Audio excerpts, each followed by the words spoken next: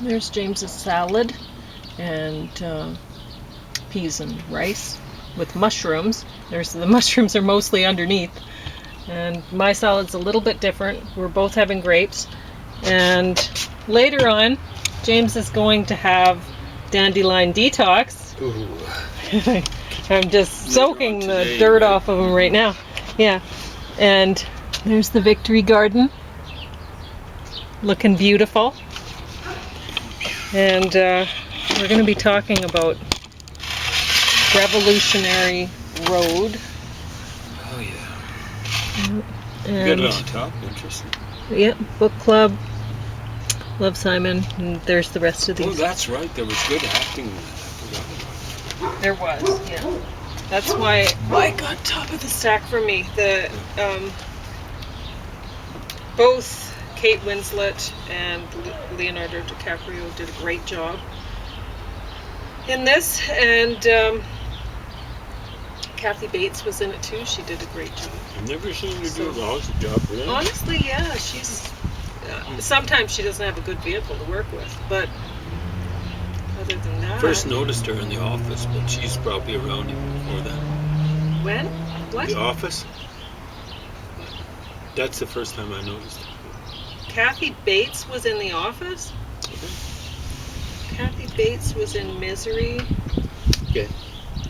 She's a big lady. Maybe I don't remember her from The Office, but whatever. Anyway. She was it. We're thinking of the same person when you say big lady. No?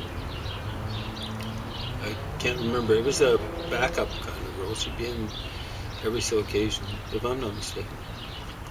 I just woke up. I might have just drunk. Whatever. Anyway, so this show, I didn't know what it was about until I watched it, and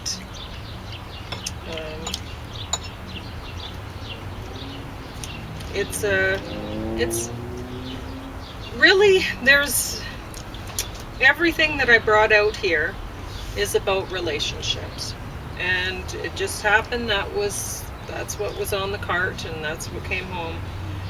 But there are some different ideas about there's some people that have said, oh, the thing that gets in the way of relationships working or whatever is children. That's just keep them out of the relationship and you'll be fine. But I think most people agree it's money. That's what ends up being. I was just going to say, it's not children. If it's money, don't get that out of the relationship. You need money. But no, but there's a lot of even women out there, like I've heard, I like to call them academic feminists, because I think of myself as a real feminist. I work my butt off. Yeah. As you see with the dandelions, but I filled up the city compost bin at James's yard weeding too. It wasn't, but I only put the dandelions in there because he's going to drink them. So he grew them, he's going to drink them. But anyway, so there's a lot of, I've heard feminists talking about how, don't have children there. They wreck everything. But there's a lot of people who disagree. And there are some, I believe that most women and most families would be better off working from home, because the family needs to be cared for. They need to eat properly, and other things. So the garden needs to be tended. I think there's too much people outsourcing things like cleaning their homes to someone else and caring for their children to someone else, and it's ridiculous. There needs to be somebody at home to do it, and oftentimes I think women have traditionally done it, because, frankly, they're better suited at it for the most part. Not always. There are some very aggressive women out there who would not be well suited to that, and there has to be, like, this woman would like to be the breadwinner, and she wants to be a secretary and stuff like that, and she does not like being at home with the children, and There were 2 and a third coming on. yeah, and that's when things really went bad, because she was hoping for something else, and then this third one was on the way, and she did not want that, right? So there has to be allowances in society, for the workplace has to be open to women, because there are some don't want to be at home, and that's great, that's fine, but It has there to be open also to women, has to be and there has to allowances. be equal hiring, all that sort of stuff. Yeah. No tokenism, equal hiring. Yeah, but there has to be allowances for women to be at home, taking care of kids too, and cleaning and doing the gardening and whatever. It's Maybe anyway. even real family allowances. Yeah. Like Because a wage. I remember people when I was young saying, worrying about their children getting taken away from them by social services, because they were having a hard time making enough money to take care of them properly and take care of themselves properly. And then they were saying, it's ridiculous that my children might be taken away from me, given to somebody else who is then paid to take care of my children.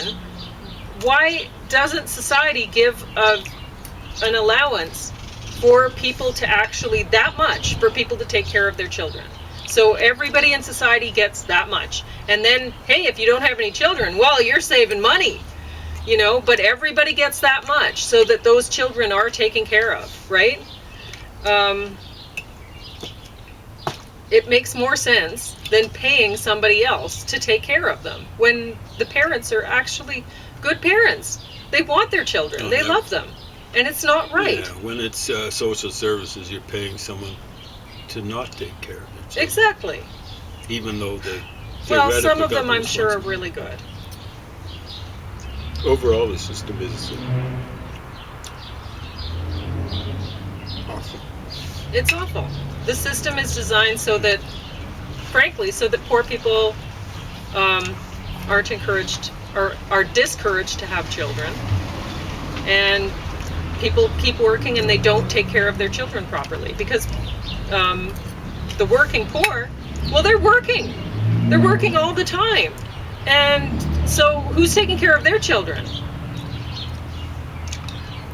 The library, the whatever. I mean, they're spending more time after school programs, maybe, because the kids know the parents aren't home, and they can't tell anybody that the parents aren't home, because then they'd get taken away into social services, right? Mm-hmm. It's ridiculous. Mm-hmm. Anyway, that's another topic. Yeah, because it's antisocial disservices. Yeah. So anyway, but that wasn't the problem here. These people had plenty of money. She just didn't want to be at home. So the movie was great, and No spoiler alerts here. I'm not going to tell you what happened. actually happens. No. But when you're a couple, you better have a plan when you get together. It's not just about your careers. It's about kids, how many kids you want, all that sort of stuff. Yeah. Get it together. My parents both wanted lots of kids. And frankly, They got these them. people, they were about 30 years old at this time. Really, it's no surprise where the children come from at that age. So, but whatever, that's that movie. Now this one, Book Club, the next chapter, it stars Diane Keaton, Jane Fonda, Candice Bergen, and Mary Steenburgen. And honestly, I thought this was going to suck hard. I thought it was going to be Ocean's 11 with all X chromosomes. Yeah. But there were a few things that were kind of funny about Yeah. it, but they actually know how to act, unlike the kind of people they generally have on Ocean's 11 they did a and good stuff job. like that. So there were, I don't know, they did a good job in spite of directing and stuff like that, honestly, I think. Because I was watching this and James was commenting on, oh, they're all sitting on one side of the table like The View or whatever, and it's ridiculous, right? You can't. Then they're walking through Rome, all lined up. All lined up. And All it's like The View. Come on, and they're each shaking a turn. Like, is it Joyce Behar or I mean, whatever? there's sometimes where you would be all lined up. Like, there's one scene where they're standing at the rail looking at the water. Mm-hmm. Well, everyone's all going to stand at the rail. They're not going to stand behind or whatever, right? But whatever. Mix it up. Anyway, it was, that's more the director's fault. Mm-hmm. The acting was, I think they did a good job. They're all very good actors. Yeah. And Diane Keaton, wow, she looks amazing still. Now, one thing that I had a problem with, and this is not the problem with the actors, this is a problem with the script more. I'm sure there are a lot of older women who have an active sex life, but those women, I doubt, ever had sex for pleasure. Because when I hit menopause, 0 sex drive. It's gone.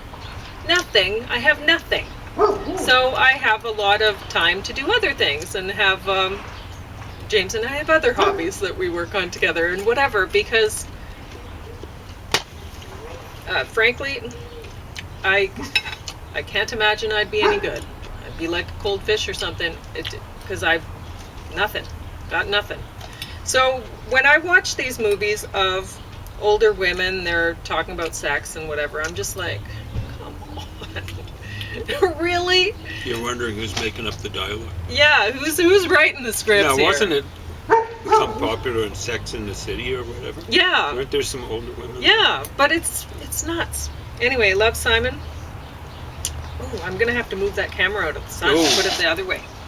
So you can talk about book club a little bit. It is still going. Wow, yeah. I forgot that I can't have it in the sun or it'll just stop. The other day, I think we wasted about 15 minutes of reviewing stuff like that. So, anyway. Love, Simon. I didn't have anything to say about politics. Of course, nowadays I'm practically speechless about it. I'm scared speechless. Anyway, go ahead. I thought you were going to mix it up and eat some rice with the pear salad or something. But you did that. I just... James hasn't been liking the salads. No, I have been liking them, but they have nuts in them. I have a little bit of trouble with my teeth. So. There's a certain plague going around that makes me a little bit leery about going to the dentist. Mm-hmm. Yeah. All right. So, Love, Simon. This is a story about people who are young, like teenagers, and one of them is thinking about coming out as gay. And so, and it's a love story about a couple guys are chatting online and they don't know who each other are. They have fake names because they're not out of the closet yet. And it just so happens that they actually both are teenagers. There's not one of them that's some fat old man who's preying on teenagers. So, I've seen the other thing happen. Teenager preying on some fat old man? I wouldn't say teenager, but someone younger preying on a fat old rich old guy. Oh, okay. Do I know too much about it? Who did that? Oh, you don't want to say. Okay. It preys on the mind. Oh, yes. I know. Okay.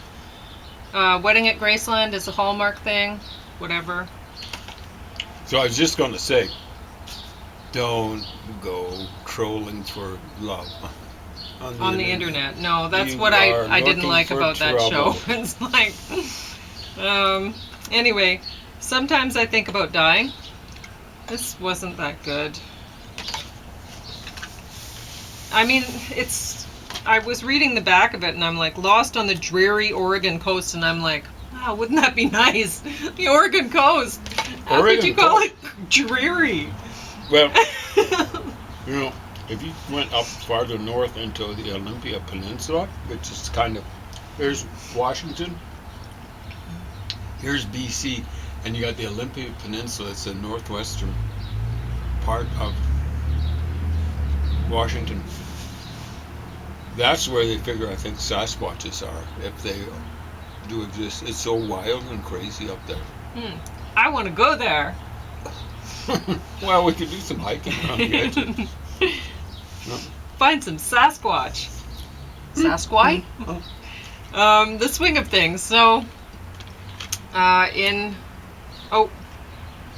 don't know if I should have put this at the bottom. Maybe Which I should one? have put this above. Sometimes I think about that. I don't know. The thing is about this one is I expected it to be better than it was.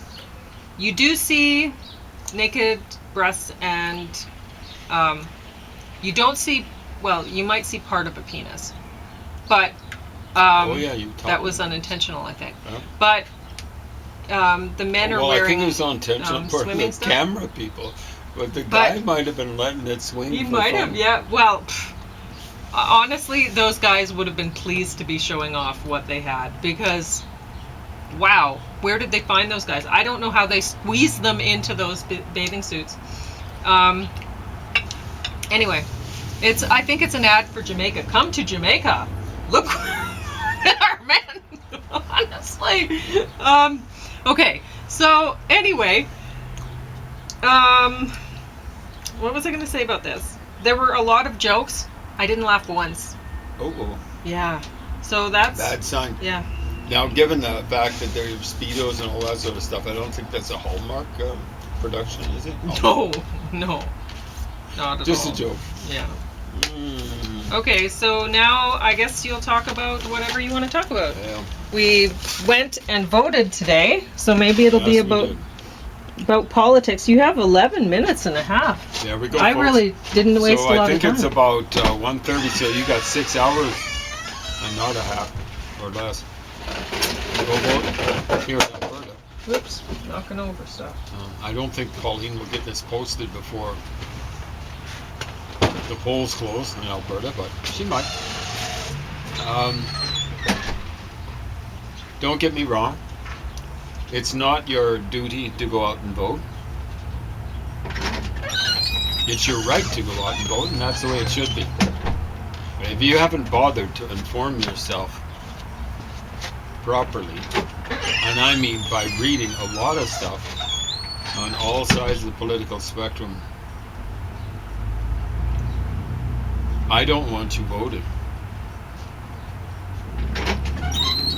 And so anyone who's gung-ho about Pierre Polyev, I don't want you voting. You have no clue. But you have the right to. You have the right to. And that's the and great that's thing what it about should be. being in a democracy. Yeah, it doesn't work very well a lot of the time, but it works better. It works better than, competitors. yeah. And unfortunately, you'll almost always have a party a little less enthused about, despite the way they yip and yap, a little less enthused. Donald Trump at least is semi-honest about it. Hey, let's not have another an election ever again. And people are going, yeah, you stupid idiots. I don't realize, the free dumb kind of people. If like Donald Trump wouldn't be the last stage of the dictatorship. He'd be like. What was his name? Von Schleicher. He was actually wiped out, I think, by Hitler. But he was was he the chancellor? President, I think. Chancellor, I think, was Hindenburg, von Hindenburg. But Hitler, once von Hindenburg died, and I wouldn't be the least bit surprised if he'd actually been hurried on his way by an agent of Hitler. He was getting old. So Hitler combined the position of chancellor, chancellor, and I believe he was president. And there was another guy, Franz von Papen. He actually survived Hitler, and he survived the Nuremberg trials. He was put on trial. But both of those guys, I think von Papen must have been president too. And there was a third guy, known entity. I don't think it was Hjalmar Schacht. But they really thought that they were going to set up something like a dictatorship with them on the top. They were shunted aside, and of course Schleicher, I believe that was his name, he was hurried on to his, his unfortunate demise for him, but it was good that Hitler got rid of him for the world. Of course, Hitler was worse than the guy. And so there are guys waiting in the wings in the United States to take over from Donald Trump. And Dump's too dumb to realize it. And he thinks he's end all and be all. And he's not. And stuff like that. Anyway, by the time you see this, I don't think Pauline's going to post this afternoon. It'll be all over and done with, except for the whining and crying and all that sort of stuff. And there'll be cheers, but none of the parties terribly thrilled me. I was amazed to find out in Lethbridge riding here that there was a Green candidate running. There was an NDP candidate running. Because I hadn't heard a thing about either of those folks. I didn't see one sign honestly, for either of them. I would like to pay attention to those names so that I never support them. Because in this sort of election, you have, they could. I can't see the Liberal Party winning here, but maybe. And there they are splitting up the left-wing vote. Mm-hmm. Stop doing that. The right-wingers are dumb. But they are smart enough to figure out, unite the right. But left-wingers, they're really smart. Because they go, cleft the left. Split it up. Mm-hmm. Wonderful. And we've been paying, in government or a system where you've got the possibility for minority government and one little party holding the whip hand, maybe you can do something, as the NDP was able to do occasionally, but the system doesn't work out in the long run. In Pauline's lifetime, and a little bit more, since she was about 10, the Conservatives have been in roughly the same amount of time as the Liberals. I think the Liberals are like 10 years ahead. And that's because of the NDP. In an election like this one, when you're voting for the Green Party, which I would normally prefer, but I can't see them ever getting in. So anyway, and the NDP, or frankly anything out, Bloc Québécois, anything, your vote is really for the Conservatives when you vote for those in this kind of election. So Bloc Québécois, they're kind of, many of the folks that would support them would have been kind of supportive of people that would have supported the Pecans, the Parti Québécois. But, so, kind of like fake left-wingers. They're left-wingers with a nationalist bent, and that's not a good combination. That's kind of like what Mussolini was, and kind of like what Adolf Hitler was, kind of like Robert Mugabe was, and kind of like the ANC was and is. It's not a good combination, nationalism with socialism or with crypto-communism or whatever. It's a horrible combination. But a lot of the Bloc Québécois folks are pretty right-wing. If the Conservatives get in, then I can't see Canada staying sovereign. Not with Pierre Poilievre. He's basically a trumpeter. And then I mean, the Bloc has been wanting to separate forever. Well, yeah, they're just waiting for some huge, big brouhaha to make Canadian Confederation unpopular. And right now, wouldn't be a separation wouldn't be terribly popular, not popular enough for separation to take place. So they would end up going. They would become a part of France. A lot of people don't realize that on the east coast of Canada, there's actually Saint-Pierre and Miquelon that are French. They're France. French colonies. Yeah. I don't think they've ever been given up. It's basically off of, as I recall, well, it's in the St. Lawrence. They're in the St. Lawrence. I think they're fairly close to Newfoundland. Believe me, they were a huge danger in World War II because the French got defeated by the Germans, and the southern part of France was set up as a vassal state. They were basically allies. Well, not basically, they were allies of the Germans. And so all the French colonies were cooperating with the Germans. And that was maybe where it was the most dangerous. Saint-Pierre and Miquelon, they were able to, can you imagine taking the ship up past there to supply, through the St. Lawrence from Montreal, say, to supply England? They would be in danger. Of course, German submarines were operating right off the coast of Canada, right off the coast of the United States, the eastern coast. A lot of people don't realize that. Eventually, I'm going to be talking about why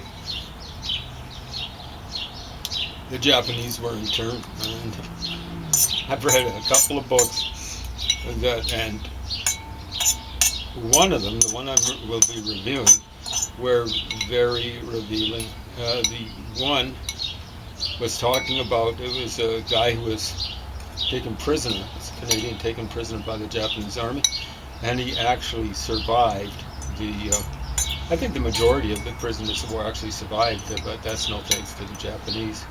They did their best to try and kill them off. I think they eventually only killed maybe 20 to 25% of the prisoners of war. But they'd be doing things like death marches that were pretty bad. And but he's talking about what happened when the Japanese moved down into Southeast Asia, like towards Indonesia and well into Indonesia. When they were coming down, they got cooperation from Japanese businesses and stuff like that, plantation owners, so on and so forth, in Southeast Asia. I hadn't even realized that they had these sorts of things, but they were cooperating with the Japanese all the way down.